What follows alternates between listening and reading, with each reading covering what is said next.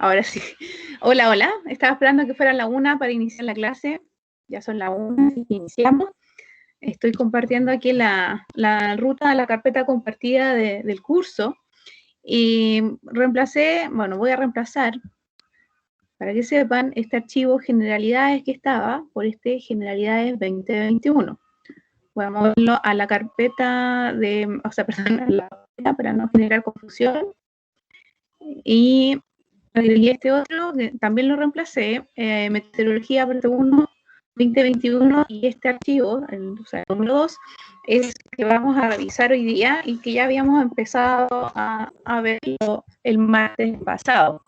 La clase va a estar dividida, bueno, ya como saben, con la parte de meteorología para este primer bloque, que va a durar hasta las 2.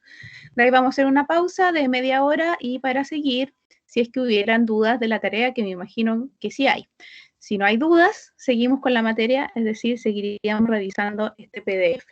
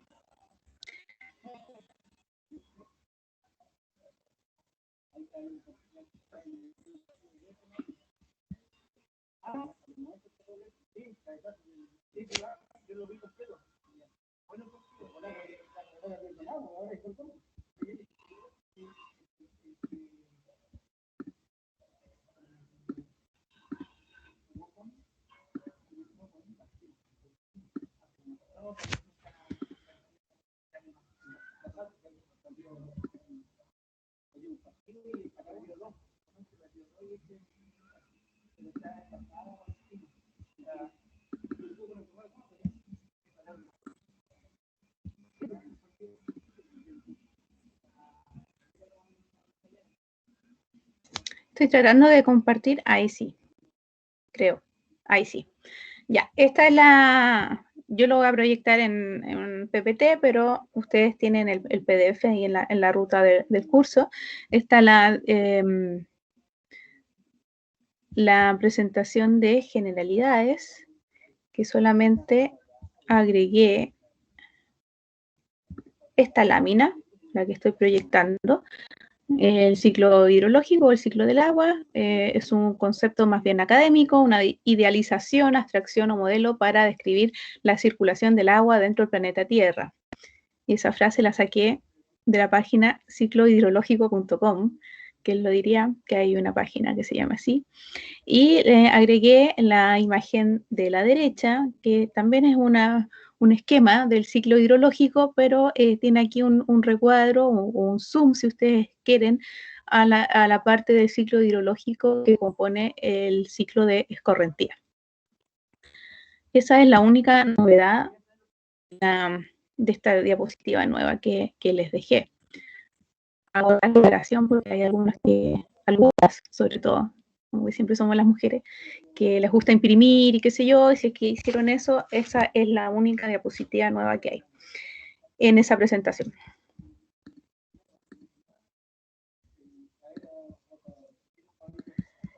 Dicho eso, ahora sí que vamos a revisar la de meteorología.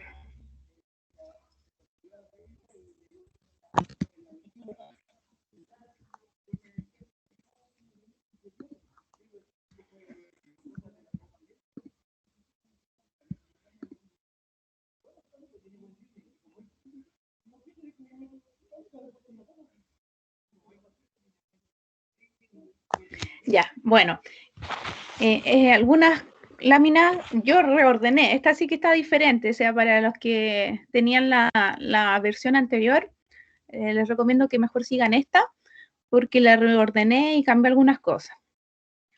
Bueno, ¿por qué estudiamos meteorología? Porque tiene relación con la disponibilidad de recursos hídricos, es decir, con el ciclo hidrológico. Y este ciclo hidrológico no solo se ve influenciado por esta disciplina que es la meteorología, también la climatología, la geología, la geomorfología. Sobre todo en este punto, la geología y geomorfología, vamos a poner en práctica un poquito con la tarea que les di y debiera reflejarse en los parámetros que ustedes van a calcular, parámetros geomorfológicos de la cuenca, algunas diferencias que van a explicar la disponibilidad de agua en cada una de esas cuencas. No es tan evidente, hay que hacer un análisis, pero eso. Entonces, geología, geomorfología, climatología, meteorología, las estudiamos para tener una comprensión más global del ciclo hidrológico, perdón, porque estas ciencias estudian algunos elementos que influencian el ciclo. ¿Qué elementos? Por ejemplo, en meteorología, la radiación solar, la circulación de los vientos, del aire, la temperatura y la humedad ambiental. Sobre todo, esos elementos, que es lo que vamos a estar revisando, tienen acá arriba en el título, que vamos a revisar como elementos de climatología y meteorología. Y habíamos dicho que la climatología estudia el clima, o sea, más bien estático, y la meteorología es algo dinámico que cambia día a día y lo podemos ver después de la noticia en la noche, ¿no es cierto?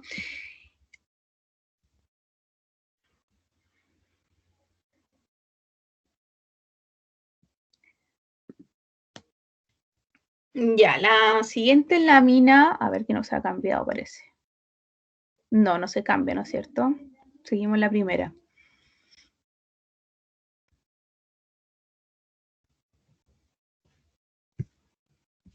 Un momento.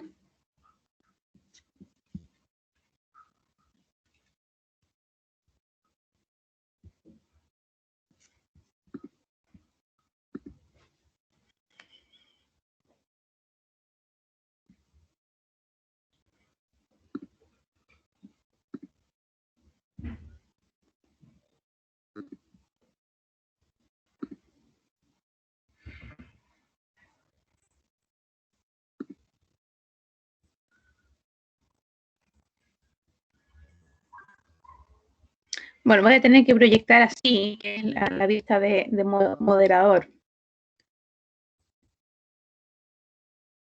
Ahí sí cambia.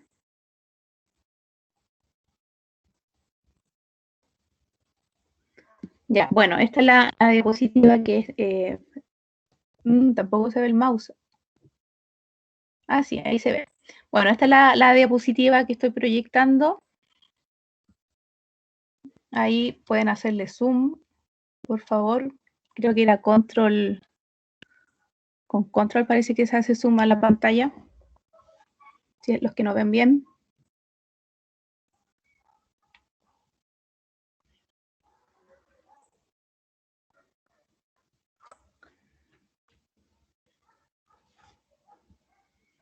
¿Sí? ¿Me siguen? ¿Estoy sola? Sí, profe, pero Ya. igual se nota poco, aunque haga zoom.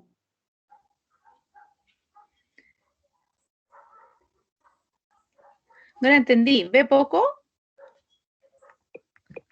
Haciendo zoom igual se ve poco. Haciendo zoom igual se ve poco. Ya.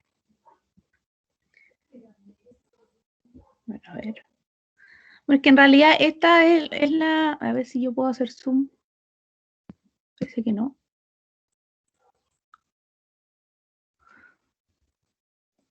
Ya. Bueno, es que después más adelante tengo otras que tengo unas notas ahí que les quiero mostrar. Pero bueno, en fin, lo que estábamos hablando de las disciplinas que influyen en el ciclo hidrológico. Y así una pincelada nuevamente a lo que es el ciclo hidrológico y la disponibilidad de agua en la Tierra. En la parte acá de la izquierda les dejé una tabla, una imagen, una tabla y una imagen. La tabla muestra el periodo de renovación de las reservas de agua en la Tierra. Esta es una publicación de la ONU o de la UNESCO. Un balance hídrico. A ver, porque la palabra balance hídrico se presta para mucho. Nosotros hicimos un pequeño ejercicio, un balance en un embalse, ¿se acuerdan? La clase pasada parece, o la anterior, que es básicamente decir lo que entra y lo que sale a un volumen de control, que en nuestro caso era ese embalse, un esquema que teníamos en la diapositiva, o sea, en la presentación anterior, pero también podríamos hacer un balance en una cuenca o en el caso acá de esta tabla de la derecha, un balance mundial a nivel de la Tierra. También la DGA tiene una publicación del 2017 que cada cierto tiempo se actualiza, la última fue el 2017, el balance hídrico nacional. Si ustedes pinchan ahí ese link, van a poder acceder directamente al documento. Verán que, a diferencia de este balance hídrico de la UNESCO del 95, no es tanto como decir el área de agua que hay en Chile, es tantos kilómetros, pero sí pone énfasis en la precipitación y caudales de los ríos. Insisto, lo que quiero decir es que balance hídrico es un concepto más bien general. Ya no se queden que balance hídrico siempre va a ser el área de los océanos o lo que llueve y lo que precipita. Aunque precipitación y evaporación son elementos importantes en un balance, ya sea cual sea el volumen de control. Y estas tablas de la izquierda se los dejé porque me parecieron interesantes, si bien no tienen tanta aplicación en el ejercicio de la ingeniería. Pero hay unos periodos de renovación, dice aquí, del agua, del balance hídrico mundial, digamos. ¿Cuánto demora el ciclo del agua en completarse en el mar? O sea, si una gota de mar se evapora, ¿cuánto se demora en volver al mar? 2.500 años. El agua subterránea 1.400, la humedad del suelo 1 año, etcétera. El agua en los lagos, 17 años. Y este gráfico de acá abajo lo dejé porque me pareció muy bonito, sobre todo esta parte chiquitita que está acá, el gráfico en sí, que dice en el eje vertical paralelos o latitud, y en el horizontal el área en kilómetros cuadrados, en millones de kilómetros cuadrados. Y esto es cómo se distribuye el agua, o sea, la distribución de tierra y agua según latitud. Si se fijan, en la latitud entre 60 y 90 sur, hay más agua que tierra. Es un gráfico que me pareció interesante. La siguiente. Bueno, les repito aquí el esquema este del ciclo del agua, que está tomado en la página del USGS. Y aquí ya empezamos en los elementos meteorológicos o del clima que influyen en el ciclo. El motor del ciclo hidrológico es el sol. Por eso lo tengo aquí con énfasis.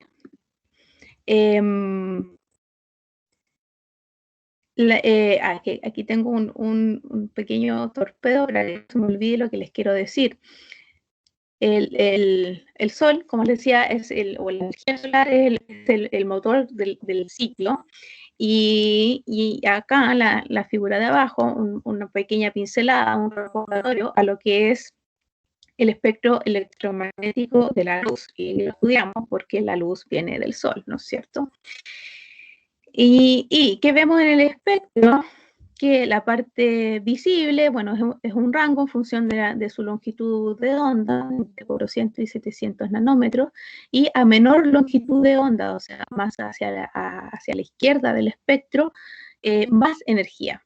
Y a mayor longitud de onda, o sea, a la derecha, menos energía. Y en la parte izquierda, lo de más energía o menor longitud de onda son los rayos gamma, y en el otro extremo tenemos las ondas de radio. La siguiente. Esto todavía estamos como modo de introducción en los elementos que nos van a condicionar la disponibilidad de agua. Primero, hablamos de radiación, temperatura y calor, que muchas veces se pueden confundir como sinónimos.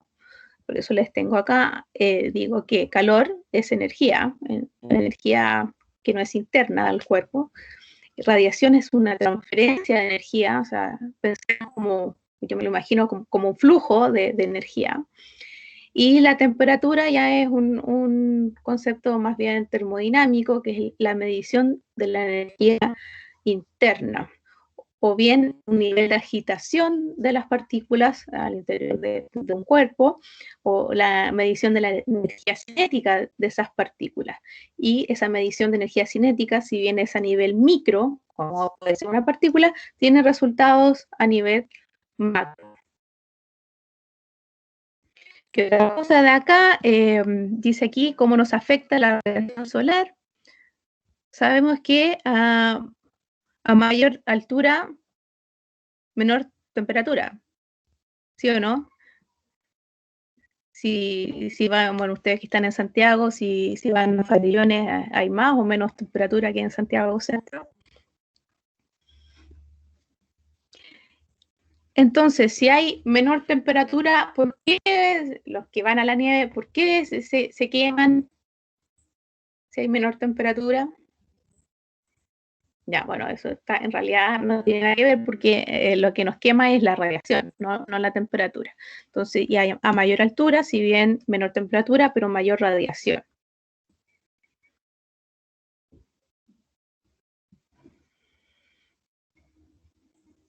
Ahora, sobre el calor, estos son como conceptos previos o alcances que hay que tener más o menos a la mano para entender lo que vamos a ver a continuación.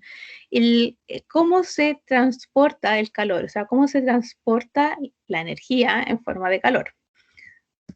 De tres formas: por conducción, por convección y por radiación, que sobre todo la radiación nos interesa. La conducción tiene que ver más bien por el choque o por contacto entre superficies. La convección es más bien asociado al movimiento de la masa de un fluido, como puede ser el aire, y la radiación es transferencia directa de energía por medio de ondas electromagnéticas. Puede ocurrir en el vacío. ¿Y qué es una onda electromagnética? Bueno, lo que tiene el espectro que vimos en la diapositiva anterior, este espectro. ¿Ya? Entonces, la radiación es el calor que se transfiere por medio de una onda electromagnética, perdón.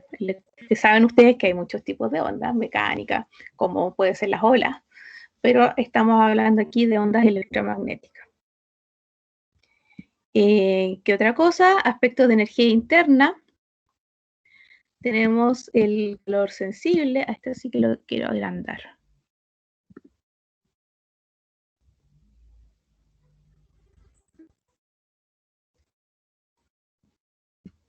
Y aquí para que se vea bien. Yo no puedo hacer zoom de la presentación, pero el gráfico de acá, los que pueden hacerle zoom, en todo caso está tomado del 20 Show, creo que el primero capítulo o el segundo tal vez, y es para ilustrar los aspectos de energía interna. En el eje vertical tenemos energía interna en joules, millones de joules, y en el horizontal la temperatura, y pensando que estamos aquí estudiando el agua. Primeramente, calor sensible y calor específico. El calor sensible es más bien interno del elemento que estamos estudiando y se relaciona mediante esta expresión de acá, que recordarán ustedes, si tengo entonces energía interna en el eje vertical y temperatura en el eje horizontal, esto es una recta, y es la recta que está aquí, y que también está aquí. El esquema de acá está dividido en las fases que también mencionamos brevemente hace un par de clases. Toda la materia tiene 3 fases, es la sólida, la líquida, la gaseosa, y eventualmente una cuarta, que es el plasma. Pero pensando en las 3 más comunes: hielo, o sólido, líquido y gas. Como esto es agua, entonces hielo, agua líquida y vapor de agua. Entonces, en cada una de esas fases se cumple la ecuación de acá, o sea, es una recta, de energía interna versus temperatura, cuya pendiente es C sub P y lo que se denomina calor específico. ¿Ya? La pendiente de esta recta es calor específico. Y para cambiar de fase, si se fijan, hay como un saltito entre el hielo y el agua líquida, y entre el agua líquida y el vapor. Esa energía necesaria para cambiar de fase es el calor latente, que se anota con la letra L, que aquí no quedó acá.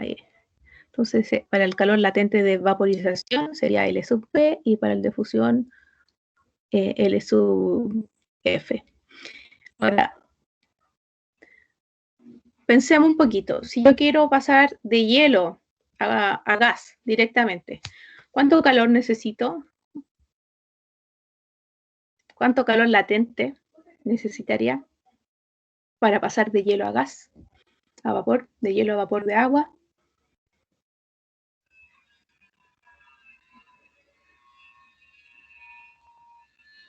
La suma de 2.5 por 10 elevado a 6 más 0.30.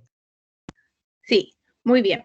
La suma de los dos. O sea, si para pasar de sólido a líquido necesito esto, y de líquido a gas esto otro, entonces de sólido a gas la suma de los dos.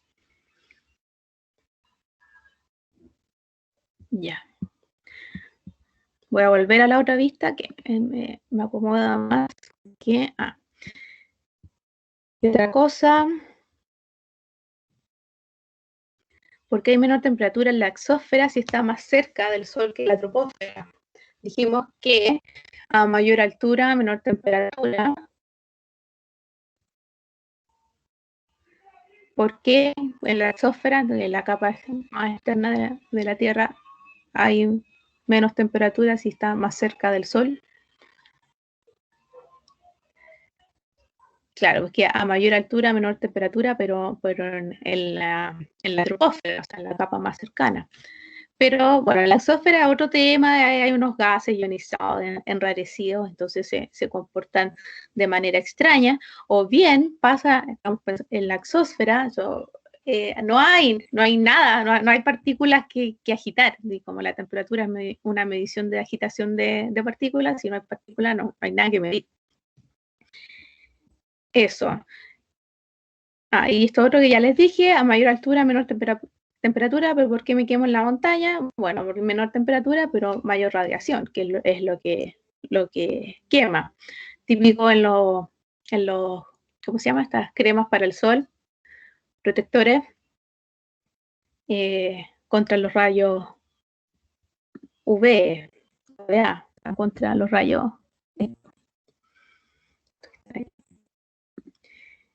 Ya, ¿qué otra cosa de esta diapositiva?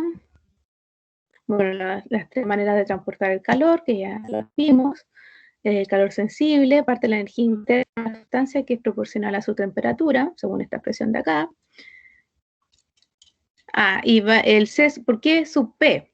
El calor específico se ha determinado, se ha establecido que es a presión constante. Y calor específico es la calor necesaria para cambiar en un grado de temperatura de una unidad de masa de una sustancia. Es como una definición así estándar. Y el calor latente, el calor necesario para cambiar de fase. Y los cambios de fase pueden ocurrir, un gráfico aquí, a temperaturas diferentes de las normales. Estamos viendo el agua, 0 y 100 para fusión y ebullición respectivamente. Y la evaporación, por ejemplo, puede ocurrir a cualquier temperatura bajo el punto de ebullición. Siempre pensamos que el agua hierve, o sea, su punto de ebullición son los 100 grados, pero en realidad siempre se está evaporando agua. Y eso se los menciona para tenerlo en cuenta después, que recuerden el punto triple del agua, que son los, creo que 2, y tantos grados Celsius, que en ese punto conviven simultáneamente los tres estados de acá, del agua, o sea, hielo, líquido y gas. ¿Ya? O sea, pero bueno, En realidad esto es para como un análisis de ejercicio, para termodinámica, tenerlo presente. En términos prácticos, el agua va a seguir hirviendo a 100 grados. No nos vamos a hacer un té aquí en 15 grados. Eso. Con todas las cuestiones previas que ya vimos, ahora sí, de lleno en lo que es el primer elemento meteorológico que nos influencia en el ciclo hidrológico, la radiación. Por eso está en negrita acá arriba, estamos hablando de radiación. Como definición, esto tomado de Wikipedia, así es la propagación de energía en forma de ondas electromagnéticas o partículas subatómicas a través del vacío o de un medio material. Eso como definición. ¿Por qué estudiamos radiación? Bueno, insisto, porque nos influencia en el ciclo hidrológico y en específico, en realidad en general, cualquier proceso, no sé, el 99,9% de la energía necesaria para cualquier proceso en la Tierra, como es el ciclo hidrológico, saca su energía del Sol. Y la radiación neta, vamos a explicar un poquito lo que es radiación neta, en la superficie de la Tierra es la mayor fuente de energía para la evaporación del agua, o sea, nos influye en el ciclo hidrológico. ¿Por qué hablamos de radiación neta? Bueno, dijimos que la radiación es propagación de calor a través de una onda electromagnética y como cualquier onda, una onda incidente se absorbe, se refleja, pero en el caso de la radiación también hay una emisión. O sea, por mucho que venga aquí la onda de calor a incidir sobre esta superficie, incide, sí, hay una parte que se absorbe y otra parte que se refleja, pero a la vez cada cuerpo que tenga una temperatura va a emitir radiación. Y la radiación neta finalmente se puede expresar con esta expresión que está aquí. Bueno, más bien veamos acá primero. El balance aquí sería 1 menos alfa por radiación incidente. Y el alfa es lo que se llama albedo y es inherente a la superficie. Y es la relación entre radiación reflejada y en incidente o entrante. Y ahora, considerando la radiación emitida, finalmente la radiación neta, esto es un simple balance de lo que entra y lo que sale. Bueno, se escribe así, radiación neta 1 menos alfa, que es el albedo, por radiación incidente menos radiación emitida.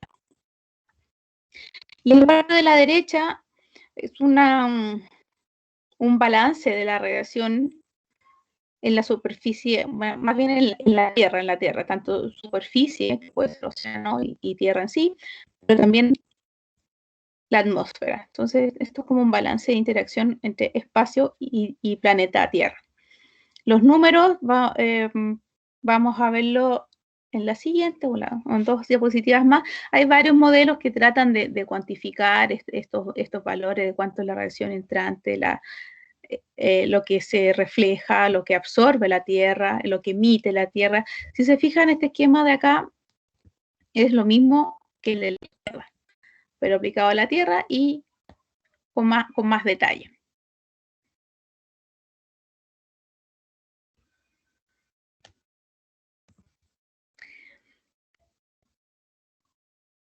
¿Cómo estudiamos la radiación? Tenemos una fórmula. Tal vez la más relevante es la de radiación de Planck, que dice que la radiación emitida por un cuerpo negro para una cierta longitud de onda, lambda, a una cierta temperatura T, viene dado por esta expresión. Y ahí entre medio hay una constante, que es la constante de Planck, y C, que es la velocidad de la luz. También está la constante de Boltzmann.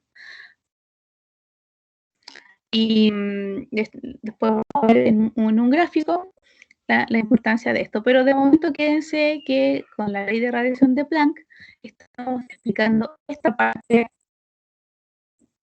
parte del balance de radiación. O sea, todo cuerpo con temperatura está emitiendo una radiación.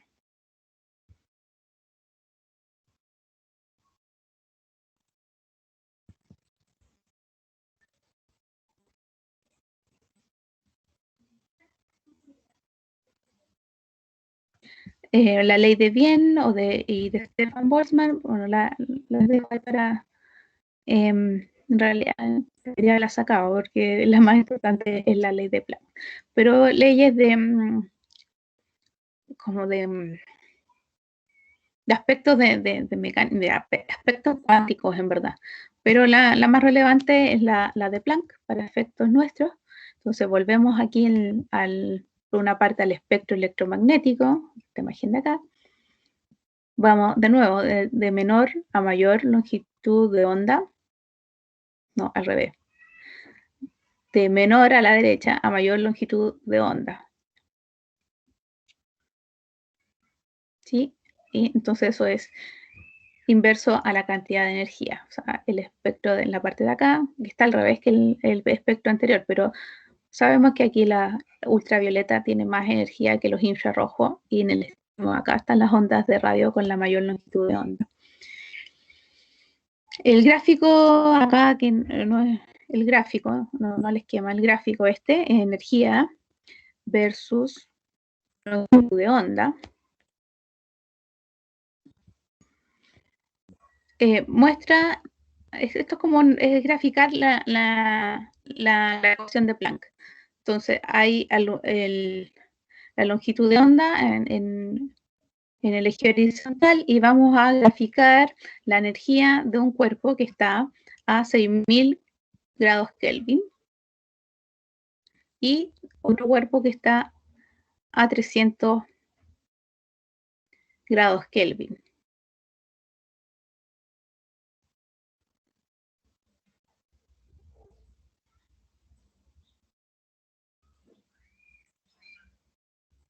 ¿Por qué estamos graficando esas dos temperaturas?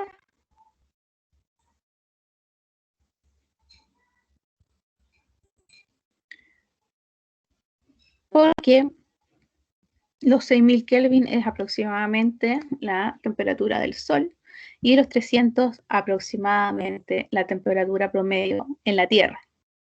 Ojo que estamos hablando de Kelvin. ¿Cuántos grados Celsius son 300 Kelvin?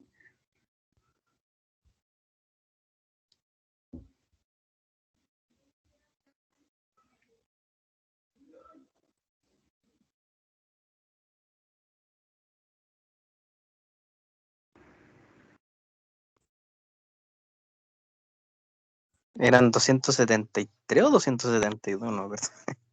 Ya, por ahí. 17 grados, ¿no? Sí, va a pasar de Celsius a Kelvin. Estos grados Kelvin en esta parte del curso como que siempre se usan Kelvin, en la temperatura absoluta. ¿Qué más? Ya, les decía que hay como varios intentos de cuantificar la radiación tanto incidente como reflejada. Hablemos de varios intentos de cuantificar el balance radiativo en la Tierra. Y este es un intento. Otro intento sería el Ventechow. Si vamos unas cuantas diapositivas atrás, este intento de acá. Estos números, yo creo que es un porcentaje, ¿no? A ver, balance. Claro. Pero estos números de este esquema no conversan con estos de acá. Por eso hay varios intentos. De todas maneras, con lo que está acá en detalle, que dice que total, incidiendo sobre el planeta, hay 258 kilo Langley por año, de unidades de radiación, los Langley, de los cuales reflejada por la atmósfera, o sea, entra y la atmósfera, las nubes, no sé, reflejan parte de estos 258, absorben 51. Mire, este esquema es bastante sencillo, pero lo único que hay que tener presente, lo que les dije, que la luz, la radiación es una onda electromagnética, como onda se absorbe, se refleja, o se refracta o absorbe, se refleja, pero a esto tienen que sumar también que la superficie reflectante o absorbente también es un emisor.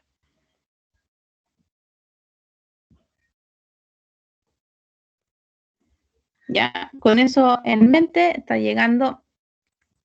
llega esto a la Tierra, bueno, 258, de los cuales se refleja por la atmósfera, 66, absorbe la atmósfera, 51, eso nos da un balance de 141, y lo mismo, en la superficie, lo mismo, se refleja y absorbe.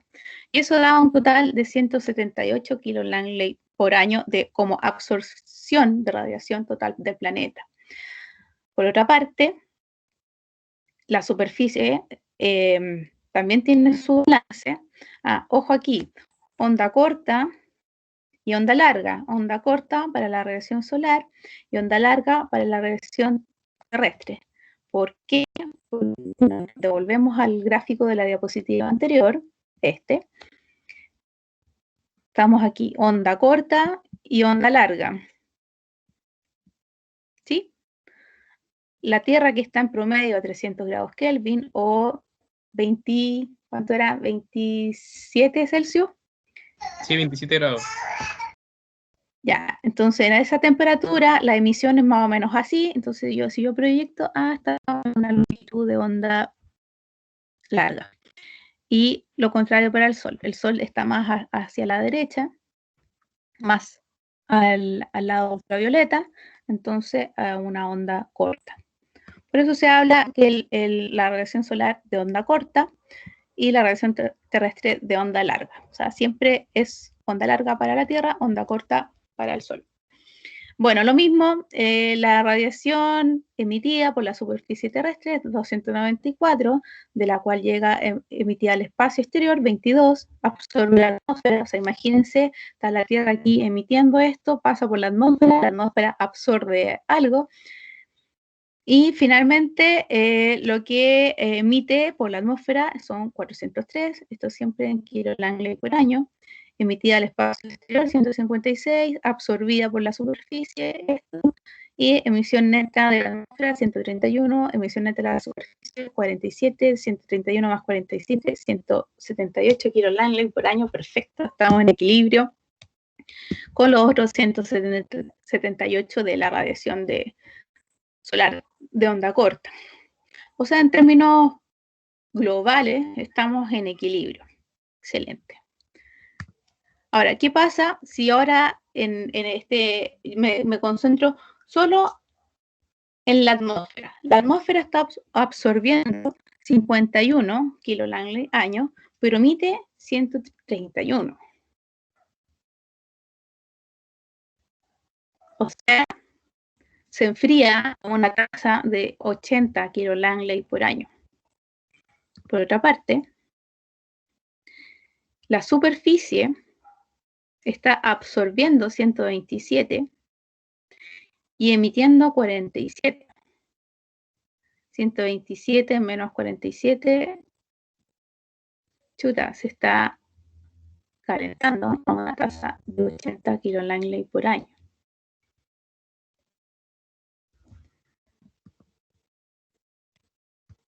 Aquí me faltó un movimiento del mouse. Bueno, hay un déficit y un superávit de 80, ¿no es cierto? ¿Dónde están esos 80? Porque si la superficie de la Tierra se supone se calienta a 80 y la atmósfera se enfría a 80, ¿dónde llegamos al equilibrio finalmente?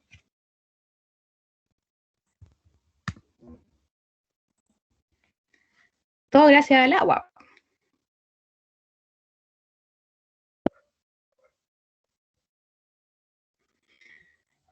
Y esta diapositiva siguiente me pareció todo importante, como que no quería que se me quedara nada en el tintero, entonces lo agregué. Voy a leer. Los mecanismos no radiativos de traspaso de energía corresponden a la evaporación de agua en la superficie y su posterior condensación en la atmósfera. Todo esto por calor latente. ¿Por qué? Porque está agua que cambia de estado. Y a la conducción y difusión de calor sensible desde la superficie terrestre a la atmósfera. Calor de convección, porque es una por conducción en la superficie. En términos sencillos, lo que quiero traspasarle con este primer párrafo es que este desbalance que vimos recién de 80 kilos Langley se compensa con los procesos del agua a través del calor latente y el calor de convección. O sea, ese calentamiento que supuestamente está teniendo la superficie, que sería este supuesto calentamiento de la superficie terrestre, se compensa mediante flujos de calor de convección. O sea, por enfriamiento de esa superficie o por el contacto de esta superficie que se calienta con la superficie más fría que sería la atmósfera, ahí se produce un intercambio de calor, que es lo que compensa. A la vez, el calor latente tiene que ver con el cambio de estado, o sea, el agua que está líquida en la superficie pasa por el calor que hay de superficie, digamos, cambia de estado y ahí va consumiendo calor, ¿sí? Para pasar de sólido a líquido o de líquido a gas necesita calor y este mecanismo de enfriamiento o de traspaso de calor que tiene la Tierra para compensar estos 80 kilos Langley que quedan dando vuelta de manera interna. Bueno, lo siguiente, un poco de lo mismo, el proceso continuo de evaporación de agua desde la superficie a la atmósfera, su arrastre por parte de los vientos y circulación atmosférica y su posterior condensación y precipitación configuran el ciclo hidrológico. Por eso estamos hablando de cómo influye el agua con esta compensación de flujo de calor. Considerando por último un calor latente de vaporización del agua del orden de 600 calorías gramos, resulta una evaporación media anual desde la superficie terrestre, océanos y mares de 113 gramos centímetros cuadrados o 1130 milímetros anuales, ahí pasando con la densidad del agua. Considerando a su vez que el volumen de agua que almacena la atmósfera en forma de humedad es relativamente pequeño, la cifra anterior debe corresponder además a la precipitación media anual sobre el planeta. O sea, a través de este balance, este modelo, estos números de acá,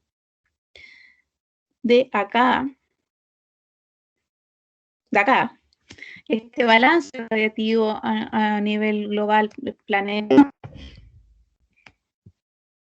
se puede determinar que con esta tasa de calor latente de vaporización, se puede estimar la precipitación media en la Tierra. Obviamente esto es un modelo, una estimación, y gracias a este modelo, esta estimación, se llega a cosas de este tipo. Me devolví aquí a varias diapositivas atrás, a estos periodos de renovación y a este balance hídrico, porque uno puede pensar, ¿cómo van a saber que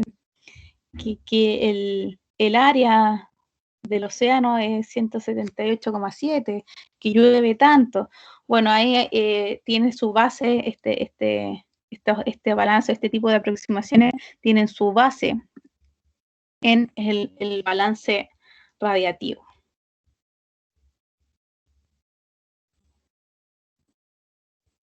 Lo mismo para este tiempo aproximado de residencia que les mostraba en la diapositiva anterior.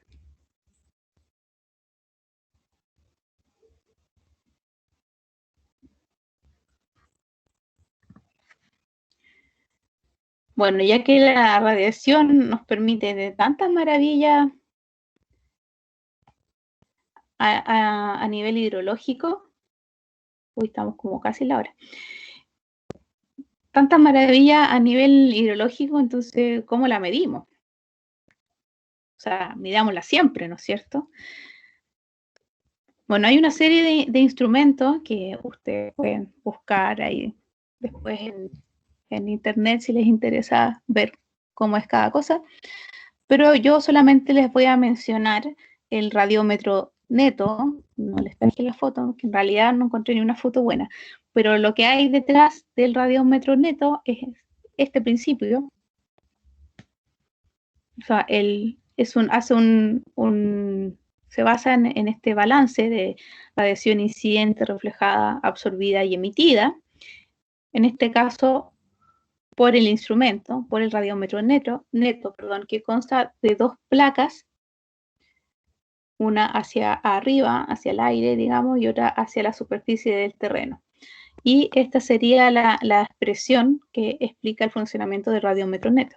Por una parte, hay un balance de onda incidentes, absorbidas, reflejadas y emitidas. Y la gracia del radiómetro neto es que no hay que hacer ese balance, sino que solamente es una constante que depende de cada instrumento y la diferencia de temperatura entre cada una de esas placas que lo componen.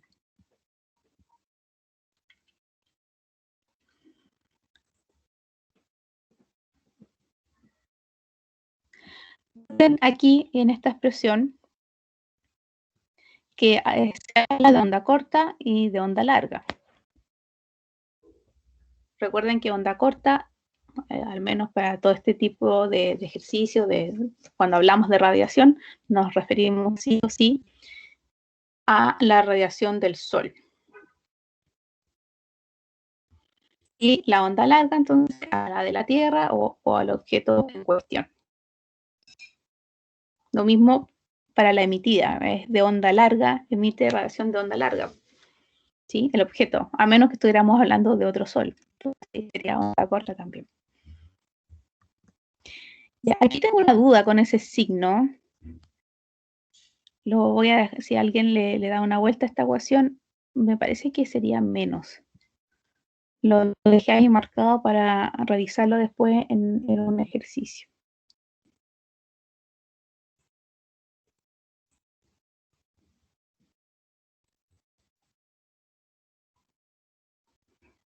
Porque si se fijan acá, mi impresión aquí de general del Vente Show es 1 menos alfa por radiación incidente, menos la emitida. Entonces aquí es menos la emitida y este onda incidente como que debería estar dentro del paréntesis. Bueno. Más hasta ahí lo de la radiación. Siguiente elemento sería la temperatura. Ya dijimos que es una medida de la energía interna de un cuerpo. Y la distribución y variación de temperatura en la Tierra y en la atmósfera es el resultado del balance radiativo y energético global.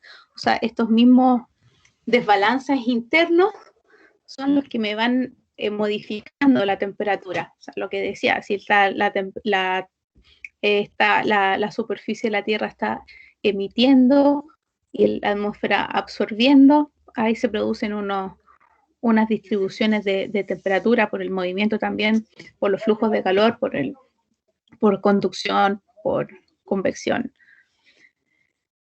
Y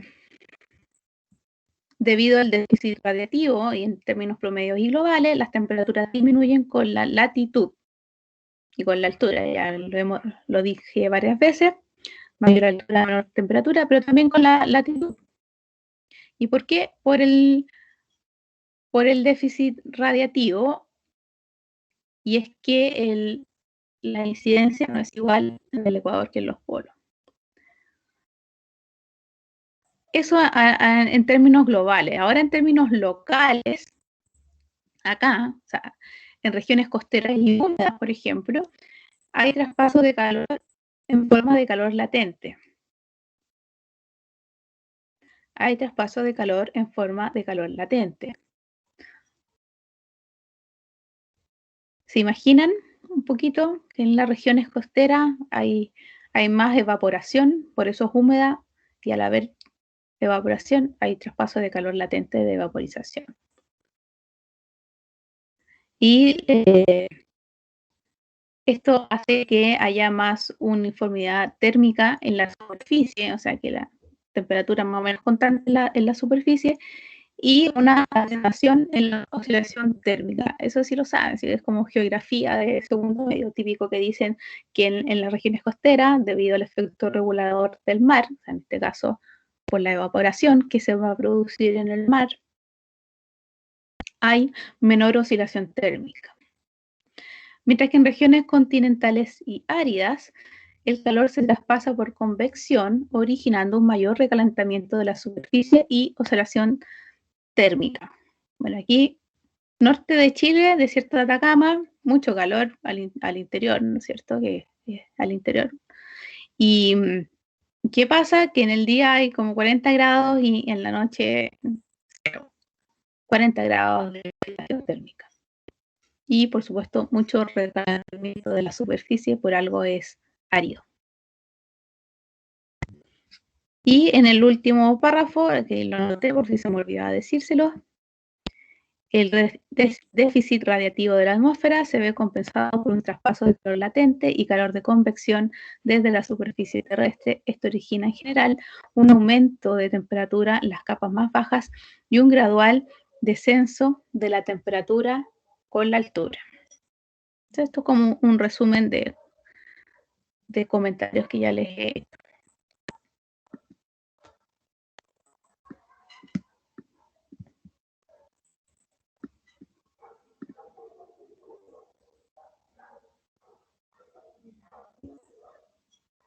Chuta, puse ocultar y se me borró la presentación.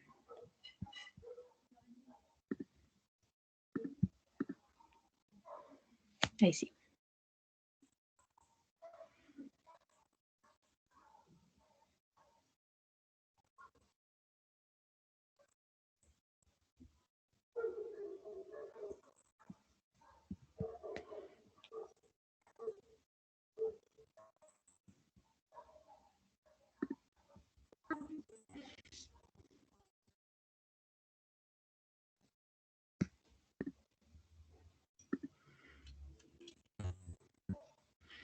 Ya.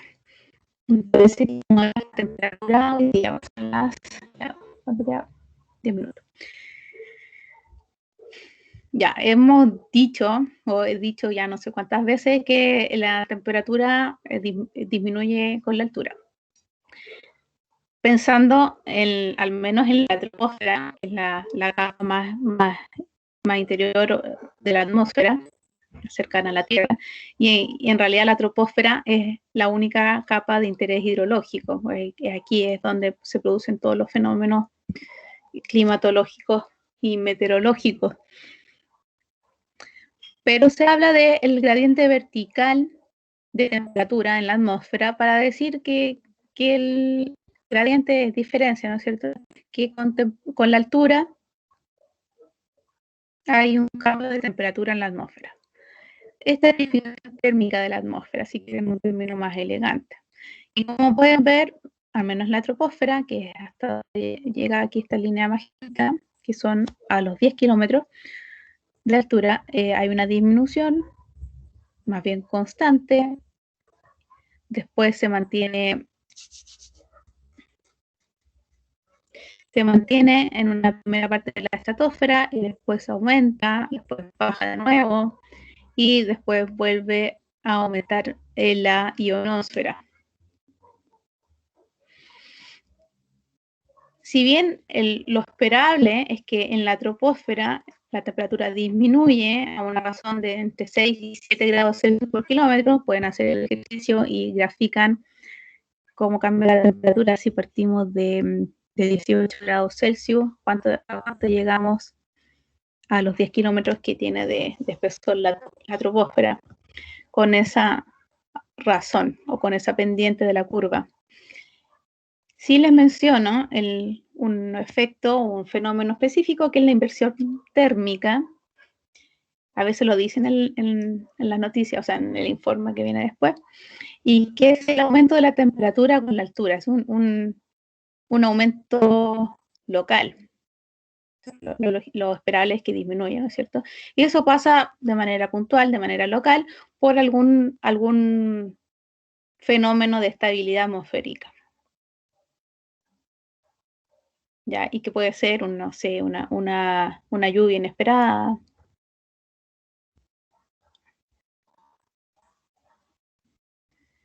Y así. Bueno, después aquí en la diapositiva se pueden detener leyendo las distintas definiciones de las capas de la atmósfera.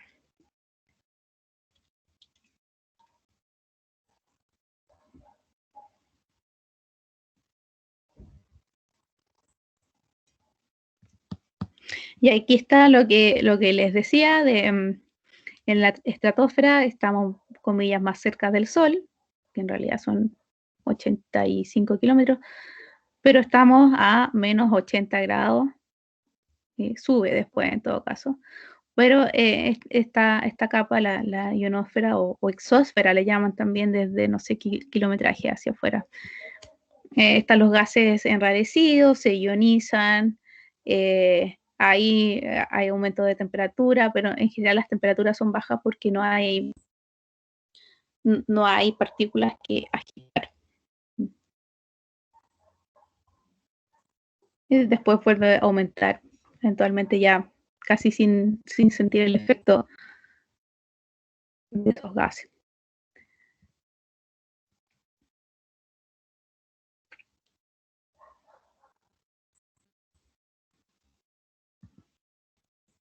Y como medimos la temperatura, esto ya se lo había dicho, perdón, voy a devolver la diapositiva anterior, que no sé si lo dije bien o mal, pero pasa que en la ionosfera es la capa más exterior de la atmósfera de la Tierra, y aquí como que la lógica no tiene mucha lógica, entonces puede que hayan bajas temperaturas aquí más cerca de la Tierra, pero después igual suben porque los pocos gases que hay ahí se ionizan y se comportan de manera diferente.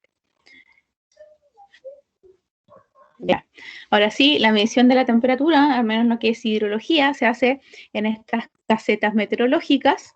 ¿Se acuerdan que hemos estado viendo en la página de la DGA cómo hay estaciones fluviométricas, hay meteorológicas? Bueno, esto sería un ejemplo de estación meteorológica. Debe contener al menos un termómetro de máxima y un termómetro de mínima, al menos cuando medimos temperatura. Estamos hablando de temperatura, independiente que se pueda medir velocidad de viento y humedad o precipitación. Pensando que vamos a medir temperatura, tienen que haber al menos dos termómetros, una de máxima y una de mínima. Puede contener un termógrafo, que es un registro continuo de temperatura, como este que está acá.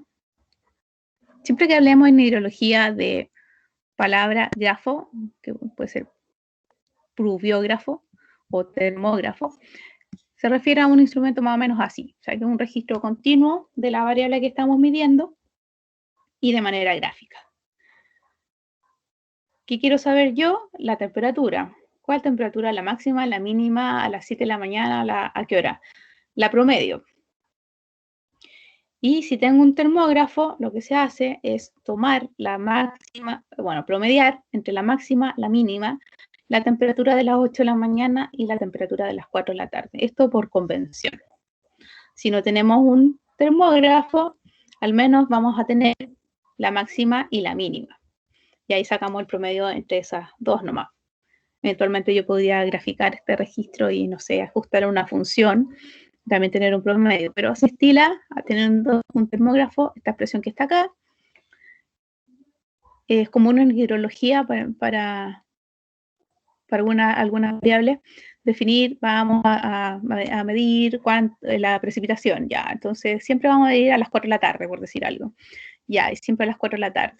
En este caso, la temperatura, convención, es a las 8 de la mañana y a las 4 de la tarde, lo que se incorpora en esta expresión de temperatura media.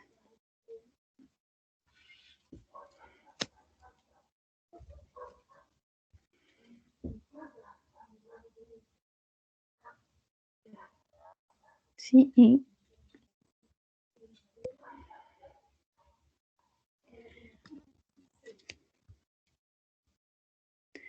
La humedad atmosférica. Esto vamos a ir rápido porque después vamos a ver ejercicios. Pero, a ver, pensando en la humedad atmosférica, la atmósfera es una mezcla de gases, ¿cierto? Nitrógeno, oxígeno, vapor de agua, entre muchos otros. Y la humedad atmosférica es simplemente el contenido de vapor de agua en la atmósfera. Ahora, hay varias maneras de medir la humedad atmosférica, pero como definición es el contenido de vapor de agua en la atmósfera.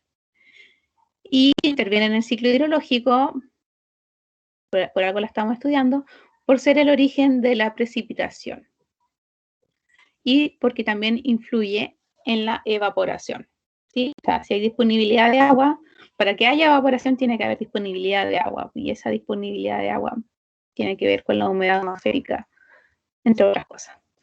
Y aquí tener en cuenta la presión de vapor, que es la presión ejercida por un gas, por cualquier gas, incluido el vapor de agua, que es un gas. Y la vamos a anotar con la letra E.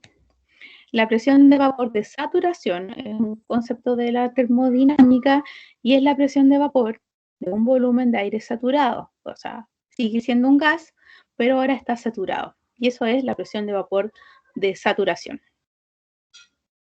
¿Y qué quiere decir que el aire esté saturado? Eso es fácil, que tiene el máximo contenido de vapor de agua que puede contener.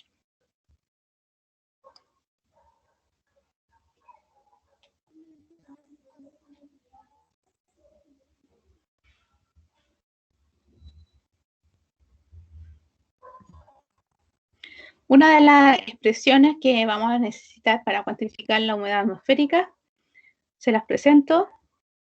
No la vamos a leer porque es una fórmula.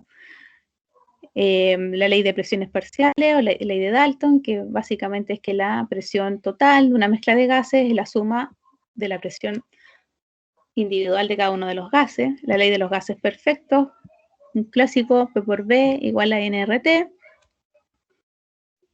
Y Clapeyron, que tiene que ver con la presión de vapor saturado. Después vamos a ver un ejercicio de esto, no todavía.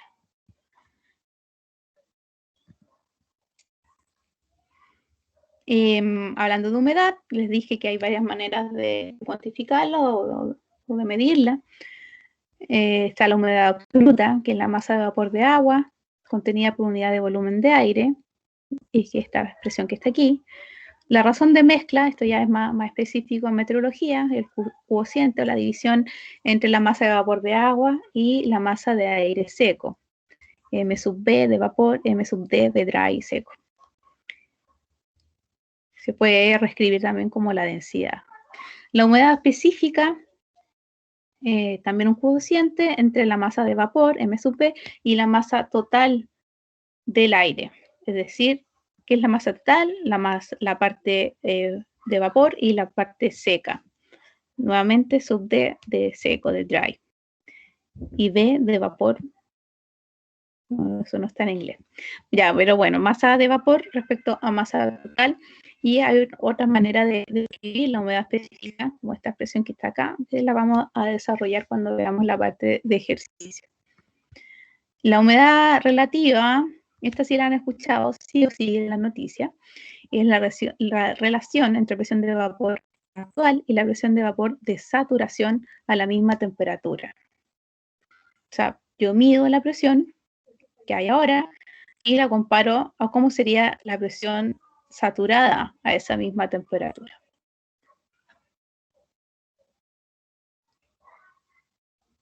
Y aquí hay otras definiciones. Y la humedad relativa es la forma más habitual, yo creo que todos la hemos escuchado. Perdón, la manera más habitual de medir humedad o de hablar de humedad. Y la importancia de esto es que refleja la capacidad del aire de admitir más o menos vapor de agua. O sea, bueno, para un aire saturado aquí sería 100%.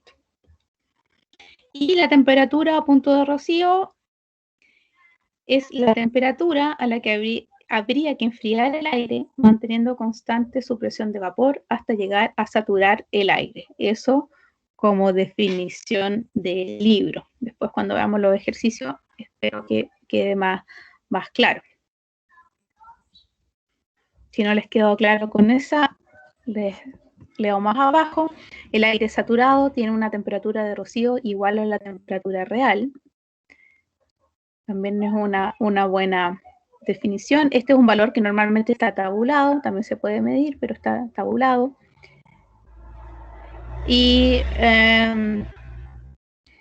tiene su nombre porque cuando la temperatura desciende en la noche normalmente desciende la temperatura, a una temperatura tal que corresponde a la que el vapor de agua resulta saturado, ese vapor se condensa y forma el rocío. Por eso esta medida tiene ese nombre.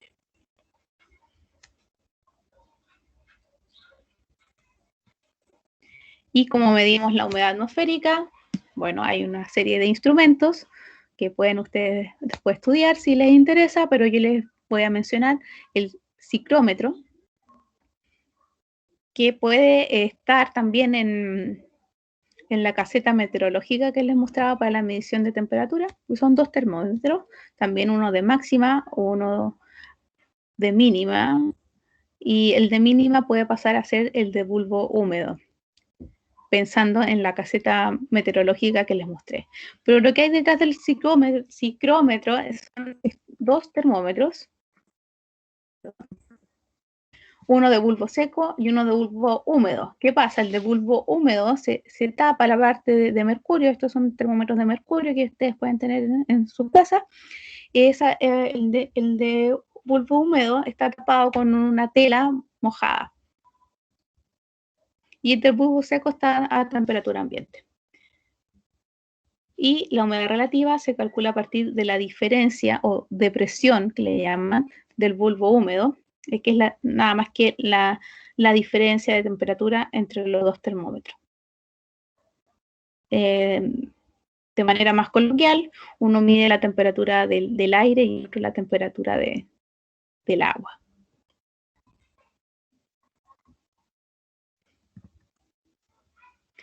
Y hasta aquí sería la clase de hoy.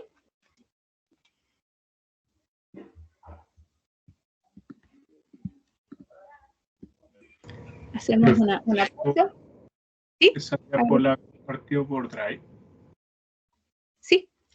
Ya, gracias. Hacemos una pausa entonces de media hora.